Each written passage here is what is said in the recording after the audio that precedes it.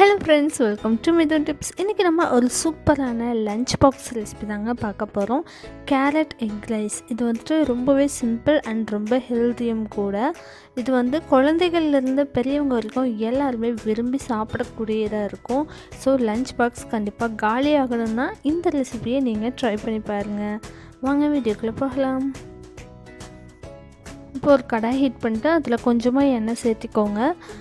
Lunch பாக்ஸ்க்குன்னு நம்ம செய்யும்போது எண்ணெய் வந்து கொஞ்சம் கம்மியாக சேர்த்துக்கிட்டோன்னா தான் உங்களுக்கு எண்ணெய் வந்துட்டு அடியில் படிஞ்சு நிற்காது. இல்லை கொஞ்சம் வந்து ஆயில் சேர்த்தி ஊற்றிட்டோம் அப்படிங்கும்போது உங்களுக்கு மதியம் சாப்பிடும்போது பார்த்திங்கன்னா எண்ணெய் அடியில் தங்கிடும். ஸோ அளவாக ஊற்றிக்கோங்க. அதுக்கப்புறமா கொஞ்சமாக முந்திரி பருப்பு சேர்த்திருக்கிறேன். முந்திரி பருப்பு அல்லது நிலக்கடலை இதில் ரெண்டில் எது வேணும்னாலும் நம்ம ஆட் பண்ணிக்கலாம். இப்போ முந்திரி பருப்பு நல்லா செவந்ததுக்கப்புறமா ஒரு பிரிஞ்சி இலை சேர்த்திக்கோங்க. அதோட வாசனை இருந்தால் குழந்தைங்க கொஞ்சம் விரும்பியே சாப்பிடுவாங்க. அதனால் அது ஒன்று மட்டும் ஆட் பண்ணியிருக்கேன்.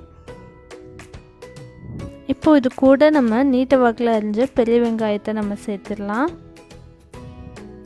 அது கூடவே பார்த்திங்கன்னா காரத்துக்கு 2 பச்சை மிளகாய் சேர்த்திருக்கிறேன். ஒரு கொத்து கருவேப்பிலையும் சேர்த்திருக்கேன். பெரிய வெங்காயத்தை முடிஞ்சளவுக்கு நல்லா தின்னாக ஸ்லைஸ் பண்ணிக்கோங்க. அப்போ சாப்பிடும்போது உங்களுக்கு ஃப்ரைட் ரைஸ் இந்த மாதிரி இதுக்கெல்லாம் கொஞ்சம் தின்னாக ஸ்லைஸ் பண்ணும்போது நல்லாயிருக்கும். இப்போது நம்ம காரத்துக்கு பார்த்திங்கன்னா மிளகாய் தூளும் சேர்த்திக்க போகிறோம். அதனால தான் நான் 2 பச்சை மிளகாய் மட்டும் சேர்த்திருக்கேன்.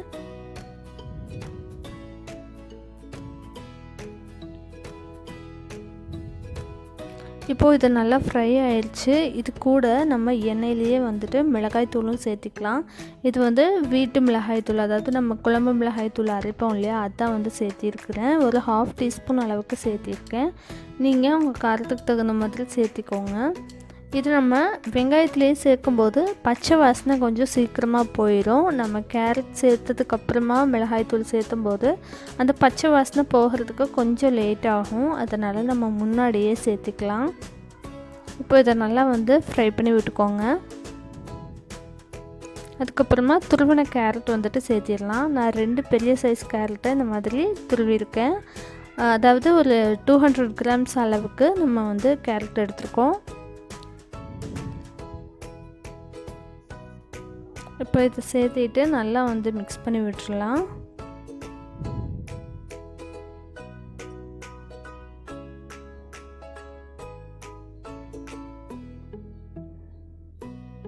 இது கூட கொஞ்சமாக உப்பும் சேர்த்திட்டு நல்லா மிக்ஸ் பண்ணி விட்டுடலாம். நம்ம ஆல்ரெடி காரத்துக்கு தேவையானது சேர்த்தியாச்சு. இப்போ உப்பு சேர்த்துட்டு நல்லா ஒரு தடவை கலந்து விட்டுட்டு இதை மூடி வச்சு குக் பண்ணிக்கலாம்.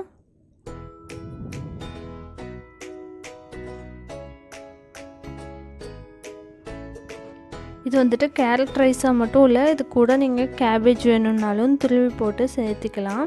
அது கூட எக் ஆட் பண்ணும்போதும் ரொம்பவே நல்லாயிருக்கும். இப்போது இதை மூடி வச்சிடலாம். ஒரு 2 நிமிஷம் மீடியம் ஃப்ளேமில் வச்சு மூடி வச்சு குக் பண்ணிக்கோங்க.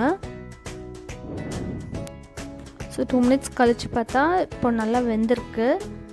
நல்லா சாஃப்ட் ஆகிடுச்சு கேரட்டும். அதோட அந்த மிளகாய் தூள் பச்சை மிளகாய் எல்லாமே வந்து நல்லா மிக்ஸ் ஆகியிருக்கு.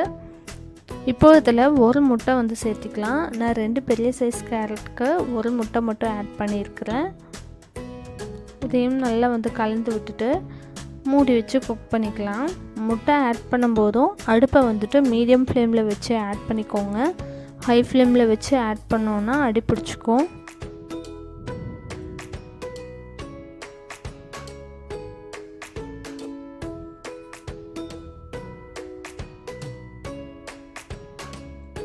இப்போது இதை ஒரு 2 மினிட்ஸ் மூடி வச்சு குக் பண்ணிக்கலாம்.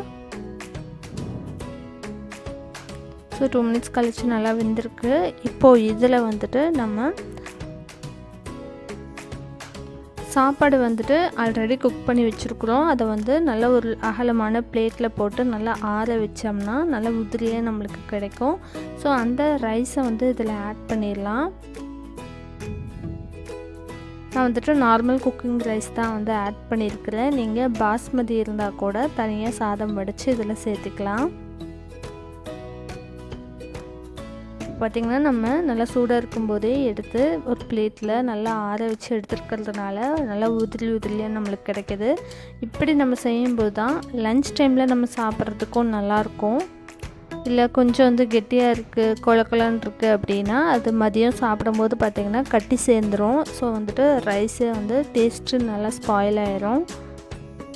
ஸோ அவ்வளோதான். இப்போது உப்பு செக் பண்ணிக்கோங்க, நல்லா கிளறி விட்டுட்டு. இப்போது நம்மளுக்கு சுவையான கேரட் எக் ரைஸ் வந்து ரெடி ஆயிடுச்சு.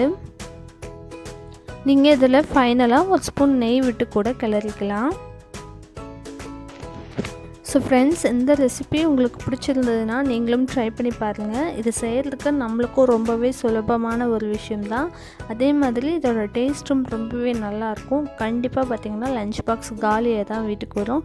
ஸோ அந்தளவுக்கு டேஸ்டியாகவும் இருக்கும். கண்டிப்பாக நீங்களும் ட்ரை பண்ணி பார்த்துட்டு எப்படி வந்துச்சுன்னு சொல்லி கீழே கமெண்ட் பண்ணுங்கள். தேங்க்ஸ் ஃபார் வாட்சிங்.